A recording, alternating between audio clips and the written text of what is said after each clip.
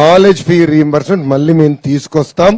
రేపు అధికారులకు వచ్చిన తర్వాత 1 టైం సెటిల్మెంట్ వాళ్ళతో చేసి పాత ఫీ రీఎంబర్స్మెంట్ మళ్ళీ తీసుకొచ్చి మీకు మీ సర్టిఫికేట్లు ఇప్పించే బాధ్యత తెలుగుదేశం ప్రభుత్వం పార్టీ తీసుకుంటుంది. రేపు అధికారులకు వచ్చిన వెంటనే మేము మొదటిలో తీసుకున్న నిర్ణయం ఇది.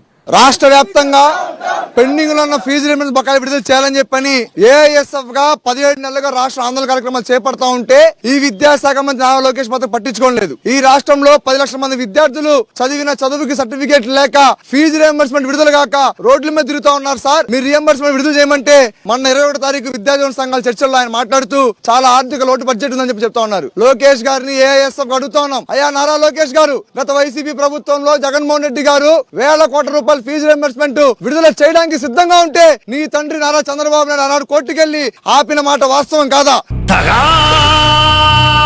విద్యార్థులను మోసం చేసే విధంగా విద్యాశాఖ మంత్రి మాట్లాడుతా ఉన్నావు. నీ ప్రభుత్వానికి పాడగట్టే రోజులు చాలా దగ్గరలోనే ఉన్నాయి.